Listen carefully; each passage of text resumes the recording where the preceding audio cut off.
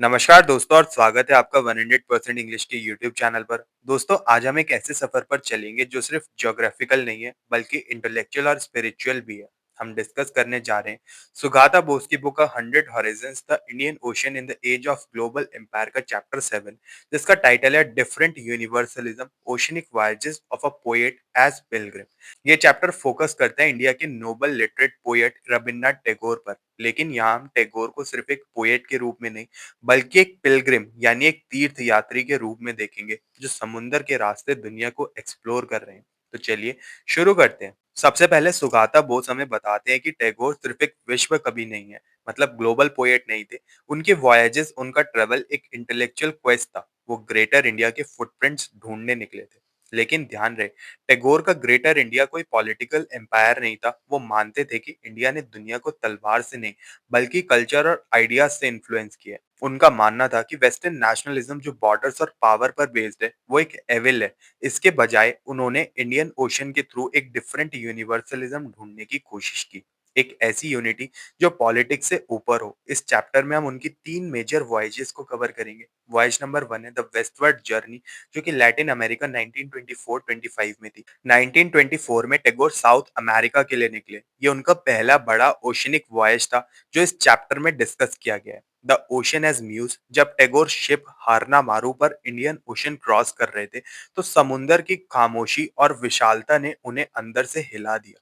वहां उन्होंने दो बहुत इंपॉर्टेंट पोएम्स लिखी। पहली थी फुलफिलमेंट, पूर्णता, जहां वो कहते हैं कि सेपरेशन में भी एक कनेक्शन होता है, और दूसरी थी द कॉल, आवाहन, जहां वो नेचर के वायलेंट फोर्सेस स्टॉर्म थंडर को अपनी क्रिएटिविटी से जोड़ते हैं। द एलियन फ्लावर, टैगोर एक्सकल में पेरू जाना चाहते थे लेकिन तबीयत खराब होने की वजह से वो अर्जेंटीना में रुक गए। वहां उनकी होस्ट थी विक्टोरिया ओकाम्पो, एक इंटेलेक्चुअल और राइटर। टैगोर और ओकाम्पो के बीच एक बहुत गहरा इमोशनल बॉन्ड बन गया। टैगोर ने उन्हें विजय नाम दिया और अपनी पोएम्स में उन्हें एलियन फ्लावर यानी विदेशी फूल कहा। उन्होंने ओकाम्पो के लिए द गेस्ट और द की जैसी पोएम्स लिखी। एक बहुत ही हार्ट टचिंग इंसिडेंट भी है। जब टैगोर वापस आ रहे थे, ओकाम्पो ने उन्हें एक बड़ा आर्म चेयर गिफ्ट किया। वो चेयर इतनी बड़ी थी कि शिप के केबिन का दरवाजा तोड़ना पड़ा ताकि चेयर अंदर आ सके। शिप पर वापस आते हुए उन्होंने एक्सचेंज यानी बोदोल पोयम लिखी, जिसमें वो कहते हैं कि उन्होंने अपनी बास्केट ऑफ वेटेस्ट रेन को ओकाम्पो को गार्लैंड ऑफ स्प्रिंग से एक्सचेंज कर लिया। इसमें हमें कंट्रास्ट विद इटली भी देखने को मिलता है। जब वो अर्जेंटीना से इटली पहुंचे तो वहां का रिसेप्शन उन्हें बहुत ही कोल्ड लगा। उन्होंने इटालिया पोयम लिखी जिसमें इटली को वो एक ऐसी क्वीन बताते हैं जो पर्दे के पीछे छुपी है और उन्हें मिलने से इनकार कर रही है। वॉयज नंबर 2 है द ईस्टवर्ड पिलग्रिमेज यानी साउथ ईस्ट एशिया में। 1927 में टैगोर ने फ्रेंच शिप एम्बॉइस पर साउथ ईस्ट एशिया का सफर शुरू किया, मलाया, जावा, बाली और सियाम यानी कि थाईलैंड में। रिजेक्शन ऑफ कॉलोनाइजेशन इसमें हमको देखने को मिलता है। इस वॉयज का मकसद था ग्रेटर इंडिया को देखना, लेकिन सुगाता बोस क्लियर करते कि टैगोर और उनके साथी हिस्टोरियंस जैसे सुनीति कुमार चट्टोपाध्याय ने इंडियन कॉलोनाइजेशन टर्म को रिजेक्ट किया। उनका कहना था कि इंडिया ने साउथ ईस्ट एशिया को कॉन्कर नहीं किया बल्कि वहां के कल्चर के साथ इंटरवीव यानी घुल मिल गए हैं। ये पूरी फिलॉसफी ऑफ ग्रेटर इंडिया वैसे हमने एक वीडियो में भी चेकआउट की थी जिसका लिंक आपको डिस्क्रिप्शन में मिल जाएगा। सिंगापुर एंड माल्या शिप पर टैगोर ने देखा कि कैसे तमिल चेटियर्स, गुजराती खोजास, चाइनीज और अरब एक साथ ट्रेवल कर रहे हैं। ये इंडियन ओशन की ट्रू कॉस्मोपॉलिटन लाइफ थी। सिंगापुर में उनका ग्रैंड वेलकम हुआ, लेकिन वहां उन्होंने ब्रिटिश रबर प्लांटेशंस पर काम करने वाले इंडियन कुलीस की बुरी हालत भी देखी। लोकल कॉलोनियल प्रेस माले ट्रिब्यून ने उन पर एंटी यूरोपियन होने का इल्जाम लगाया, जिसका टैगोर ने स्ट्रॉन्ग रिप्लाई दिया। बाली, अ लिविंग म्यूजियम, बाली में टैगोर को लगा जैसे वो एंशिएंट इंडिया में आ गए हैं। एक किंग ऑफ करांगसेम ने उन्हें माउंटेन्स और रिवर के नाम सुनाए, गंगा, यमुना, नर्मदा। ये सुनकर टैगोर को रियलाइज हुआ कि इंडिया का कॉन्सेप्ट ज्योग्राफी से बड़ा है। ये एक शेयर्ड कल्चर इमेजिनेशन है। वहां उन्होंने अपनी फेमस पोएम सागारिका सी मेडन लिखी, जिसमें वो एक लवर की तरह बाली यानी सी मेडन के पास आते हैं। जावा और बोरबुदर, जावा में उन्होंने देखा कि कैसे मुस्लिम रूलर्स सुल्तान्स रामायण और महाभारत के डांस ड्रामास परफॉर्म करवाते थे। उन्हें ये देखकर खुशी हुई कि ये कॉपी नहीं थी बल्कि एक क्रिएटिव एडेप्टेशन था जैसे जापानीज वर्जन में घटोत्कच एक सेंट्रल हीरो बन जाता है। उन्होंने बोरबुदर टेम्पल विजिट किया और वहां भी पोएम्स लिखी। सियाम यानी कि थाईलैंड अपनी ट्रिप बैंकॉक में खत्म करते हुए उन्होंने कहा, today I will bear witness to India's glory that transcended its own boundaries. Voyage number 3 है the Persian sojourn West Asia 1932 में। 1932 में टैगोर ने ईरान और इराक का सफर किया। इस बार वो एयर ट्रेवल विया Swiss canal of the air से गए। उनका मेन एम था इंडिपेंडेंट एशियन रूलर्स जैसे रेजा शाह पहलवी और किंग फैजल को मिलना। ईरानियन ऑफिशियल्स ने टैगोर का वेलकम इंडो आर्यन हेरिटेज नाम पर किया, लेकिन टैगोर ने इस रेशियल कनेक्शन को साइड में रखकर सूफी पोएट्री के कनेक्शन को ज्यादा इंपॉर्टेंस दी। सिराज में वो फेमस पर्शियन पोएट हफीज की कब्र पर गए। वहां उन्हें लगा कि जैसे हफीज उनके कोई पुराने बिछड़े हुए दोस्त हैं। जब उन्होंने हफीज की बुक दीवान को रैंडमली खोला तो उन्हें एक वर्स मिला जो कहता था, तवरन का दरवाजा खुला रहने दो, भले ही रिलीजियस बिगॉट्स उसे बंद करना चाहें।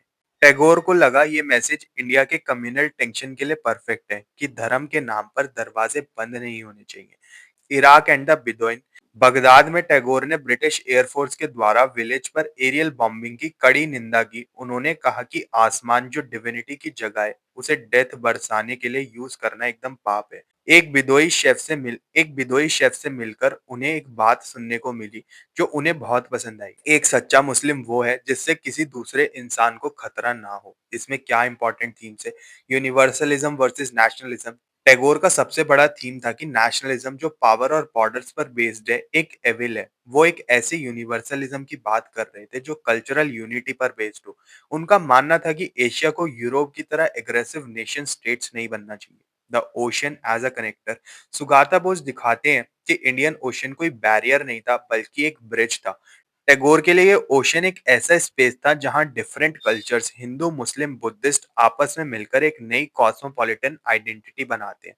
ग्रेटर इंडिया टैगोर का ग्रेटर इंडिया कॉन्क्वेस्ट नहीं था, ये एक सॉफ्ट पावर थी आइडियाज आर्ट और रिलीजन के एक्सचेंज की। अब आते हैं चैप्टर के एनालिसिस और क्रिटिसिज्म पर जो आपके एग्जाम या अंडरस्टैंडिंग के लिए बहुत ज्यादा जरूरी है।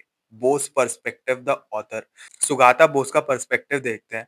सुगाता बोस इस चैप्टर के थ्रू ये प्रूव करना चाहते हैं कि ग्लोबलाइजेशन सिर्फ वेस्टर्न कॉन्सेप्ट नहीं है। टैगोर जैसे लोग इंडियन ओशन में ऑल्टरनेटिव ग्लोबलाइजेशन क्रिएट कर रहे थे जो ट्रेड या एम्पायर पर नहीं बल्कि ह्यूमैनिटी पर बेस्ड था। Criticism of Tagore's greater India कुछ मॉडर्न क्रिटिक्स और हिस्टोरियन टैगोर के ग्रेटर इंडिया कॉन्सेप्ट को थोड़ा प्रॉब्लमैटिक मानते हैं। कल्चरल सब इंपीरियलिज्म क्रिटिक्स का कहना है कि टैगोर साउथ ईस्ट एशिया को सिर्फ इंडिया के इन्फ्लुएंस के थ्रू देख रहे हैं। ये एक तरह का सॉफ्ट इंपीरियलिज्म हो सकता है जहां हम मानते हैं कि साउथ ईस्ट एशिया का अपना कल्चर कुछ नहीं है, सब कुछ इंडिया से ही गया है वहां पर। हिंदू सेंट्रिक व्यू हालांकि टैगोर सेकुलर थे, उनका फोकस अक्सर हिंदू बुद्धिस्ट पास्ट पर ज्यादा था जैसे बाली और जावा में। क्रिटिसिज्म ऑफ पैन एशियनिज्म टैगोर का सपना था एक यूनाइटेड एशिया का, लेकिन critics specially Chinese radicals of that time ने उन्हें क्रिटिसाइज किया कि वो रियलिटी से कटे हुए हैं। जब जापान इंपीरियलिस्ट बन रहा था तब टैगोर स्पिरिचुअल यूनिटी की बात कर रहे थे जो क्रिटिक्स को बिल्कुल बचकानी लगी। एलिटिसिज्म एक क्रिटिसिज्म ये भी है कि टैगोर मोस्टली किंग सुल्तान और इंटेलेक्चुअल से मिले। हालांकि उन्होंने कुलीस के लिए भी आवाज उठाई थी, लेकिन उनका सफर एक एलिट पिलग्रिमेज था, वो आम लोगों के स्ट्रगल से काफी दूर थे। तो दोस्तों, चैप्टर 5 हमें बताता है कि टैगोर की ट्रैवल सिर्फ घूमना फिरना नहीं था, वो एक पिलग्रिमेज थी, एक तीर्थ यात्रा, एक ऐसी दुनिया ढूंढने की जहां बॉर्डर्स ना हो, जहां कल्चर और ह्यूमैनिटी पॉलिटिक्स से बड़ी हो। सुगाता बोस का ये चैप्टर हमें याद दिलाता है कि इंडियन ओशन की हिस्ट्री सिर्फ ब्रिटिश एम्पायर की हिस्ट्री नहीं है, ये पोएट्स पिलग्रिमेज और थिंकर्स की भी हिस्ट्री है जिन्होंने एक अलग तरह की दुनिया बनाने का सपना देखा था। आई होप ये डिटेल्ड ब्रेकडाउन आपको पसंद आया होगा। अगर आपको ये वीडियो पसंद आई हो तो इसको लाइक और शेयर जरूर करें और 100% इंग्लिश चैनल को सब्सक्राइब कर लें और ऐसे इंसाइटफुल वीडियोस के लिए। मिलते हैं फिर अपने नेक्स्ट वीडियो में, तब तक के लिए happy studying and best of luck for your upcoming examinations.